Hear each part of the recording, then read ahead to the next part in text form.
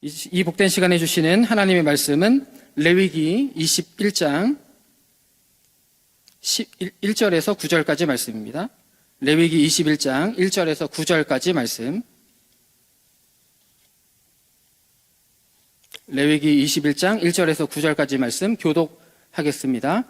여호와께서 모세에게 이르시되 아론의 자손 제사장들에게 말하여 이르라. 그의 백성 중에서 죽은 자를 만짐으로 말미암아 스스로를 더럽히지 말려니와 그의 살부치인 그의 어머니나 그의 아버지나 그의 아들이나 그의 딸이나 그의 형제나 출가하지 아니한 처녀인 그의 자녀로 말미암아서는 몸을 더럽힐 수 없느니라. 제사장은 그의 백성인 어른인즉 자신을 더럽혀 속되게 하지 말지니라.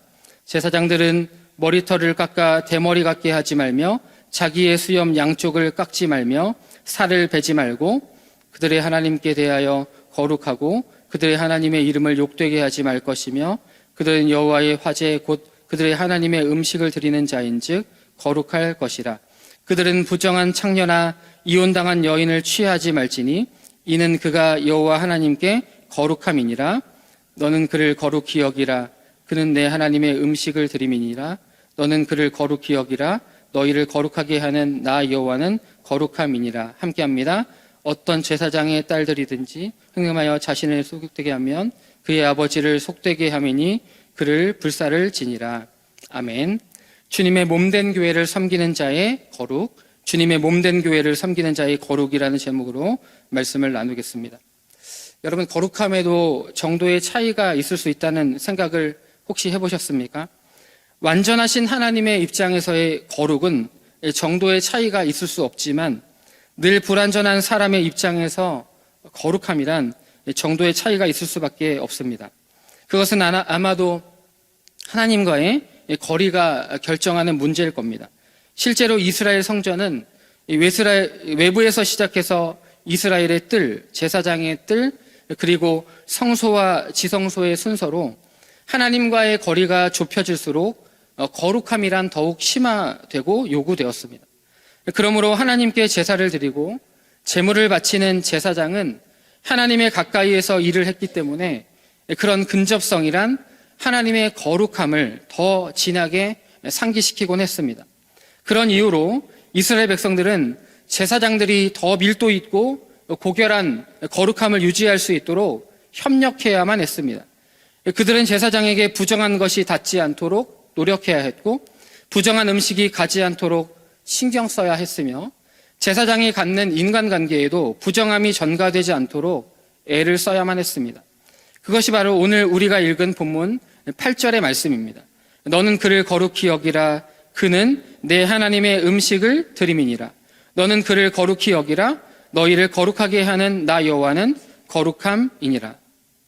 6절에서도 언급되는 것처럼 제사장들은 하나님 앞에서 하나님의 음식인 화제물을 드리는 일을 감당했기 때문에 거룩함이 더욱더 극명한 거룩함이 요구되었던 것이죠.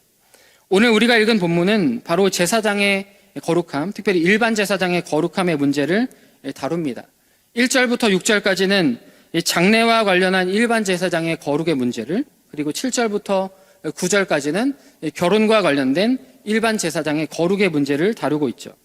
그리고 오늘 본문을 통해 보여주는 아주 중요한 사실 하나는 제사장들에게는 일반 백성보다 더 높은 수준의 거룩이 요구되었다고 하는 사실입니다. 먼저 1절의 내용을 보시면 특별히 성소에서 거룩한 사역을 감당해야 되는 제사장들에게 정결함은 굉장히 중요한 요소였기 때문에 정결함을 유지하기 위해서 죽은 자에게 접촉할 수 없었습니다. 왜냐하면 죽은 몸은 부정하게 여겨졌기 때문에 누구든지 시체에 접촉하면 부정하게 여겨졌기 때문이죠. 이에 죽은 자에게 접촉할 위험성 때문에 제사장들은 장례식장에도 참석할 수가 없었다고 합니다. 심지어는 죽은 자를 애도하는 애도의 행위들도 할 수가 없었다고 해요.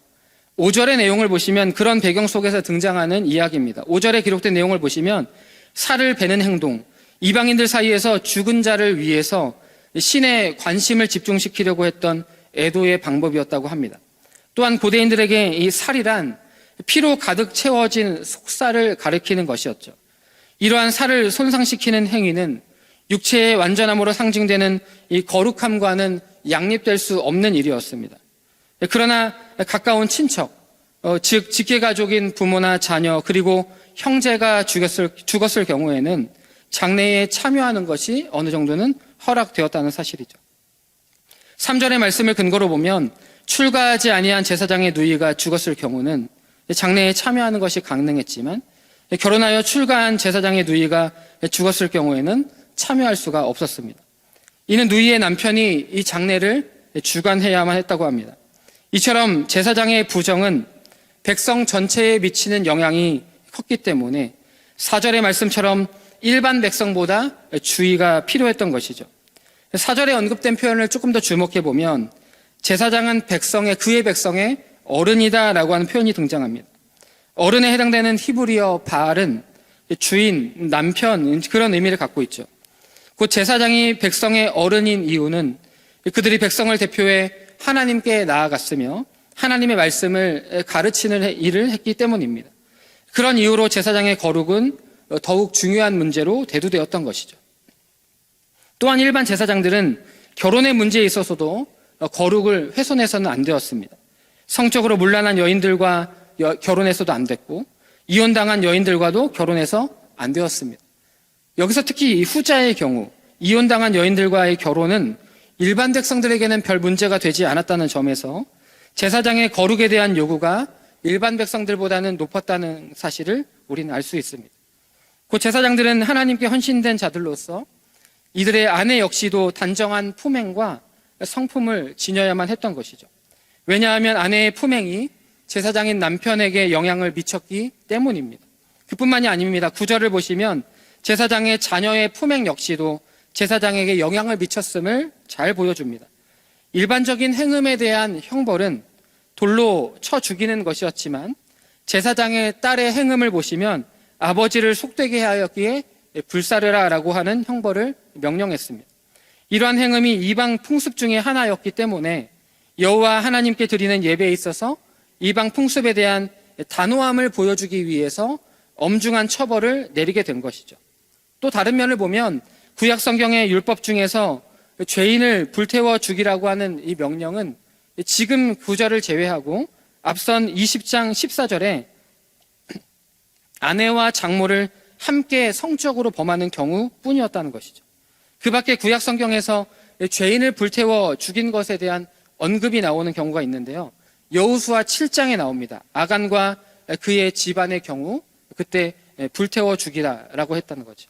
이는 제사장의 딸의 음행에 대한 규정이 얼마나 엄격한 것인지를 아주 잘 보여주는 부분이라고 할 수 있습니다.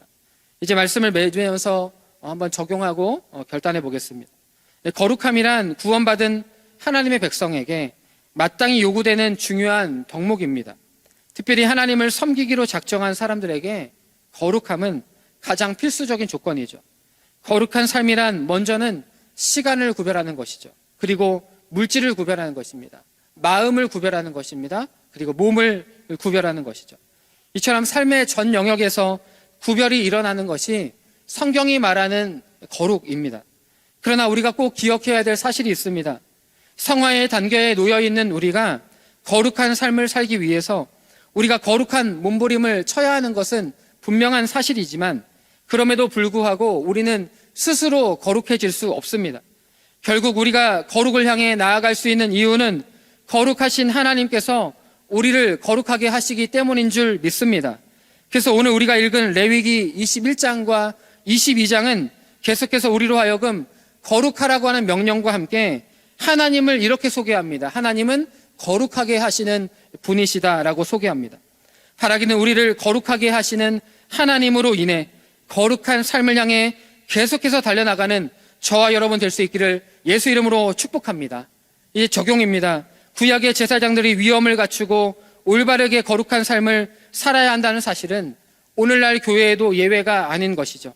디모데전서 3장 1절에서 13절, 디도서 1장 5절부터 9절의 말씀해 보시면 교회의 지도자들 역시도 선한 성품을 가져야 함을 말씀하고 있죠. 뿐만 아니라 그들의 아내와 자녀들도 올바르게 처신해야 할 것을 성경은 가르칩니다. 디모데전서 3장 11절, 여자들도 이와 같이 정숙하고 모함하지 아니하며 절제하며 모든 일에 충성된 자라 할지니라. 디도서 1장 6절입니다. 책망할 것이 없고 한 아내의 남편이며 방탕하다 하는 비난을 받거나 불순종하는 일이 없는 믿음의 자녀를 둔 자라야 할지니라. 오늘은 하나님께서 우리 교회에 직분자를 선출할 수 있는 기회와 은총의 시간을 선물로 주신 날입니다. 바라기는 오늘 직분자 선거를 통해 새롭게 세워지는 분들이 몸된 교회의 거룩한 사역을 감당할 만한 분들로서 무엇보다 자신의 거룩함을 지켜내길 소망합니다. 또한 가정공동체가 화목할 뿐만 아니라 남편과 아내 그리고 자녀에 이르기까지 거룩한 가정으로서 하나님께 발견되고 존귀하게 쓰임받기를 원합니다. 마지막으로 궁극적으로 우리 모든 그리스도인들은 상징적인 의미에서 제사장으로 부름을 받았죠. 그러므로 바라기는 오늘 직분자로 세워지는 분들을 포함하여 새로남에 속한 모든 믿음의 가족들이 거룩한 삶을 통해 우리를 구속하신 하나님의 아름다운 덕을 세상에 전하며 복된 삶을 사는 우리 모두가 될 수 있기를 예수 이름으로 축복합니다. 다 함께 기도의 제목 올려드립니다. 첫 번째, 시간과 물질, 마음과 몸을 구별함으로 삶의 전 영역에서 성경적 거룩을 살아내는 우리 모두가 되게 하여 주시옵소서. 오늘 주일 진행되는 직분자 선거를 통해 세워지는 분들이 주님의 몸된 교회를 섬기는 자들로서 자신의 거룩함을 지키고 가정 안에서도 거룩한 선순환이 있게 하셔서 교회의 덕을 세우는 직분자와 가정이 되게 하여 주시옵소서. 이러한 기도 제목으로 기도하다가 자리를 떠나시면 좋겠습니다. 제가 기도합니다. 하나님 아버지 감사합니다. 오늘 우리의 말씀을 통하여서 주님의 몸된 교회를 섬기는 자의 거룩이 어떠한 모습인지를 살펴보게 하심에 감사합니다. 시간과 물질, 마음과 몸을 구별하는 전 인격의 거룩이 일어나는 우리의 삶이 되게 하여 주셔서 삶의 전 영역에서 성경적 거룩을 살아내는 우리 모두가 되게 하여 주시옵소서.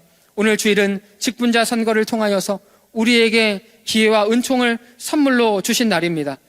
오늘 선거를 통해 세워지는 분들이 주님의 몸된 교회를 섬기는 자들로서 자신의 거룩함을 지킬 뿐만 아니라 가정 안에서도 거룩한 선순환이 일어나게 하시고 모든 교회의 덕을 세우는 일에 존귀하게 세워지는 그런 직분자와 가정이 될 수 있도록 은혜를 덧입혀 주시옵소서. 감사하며 거룩하신 예수님 이름으로 기도드립니다. 아멘.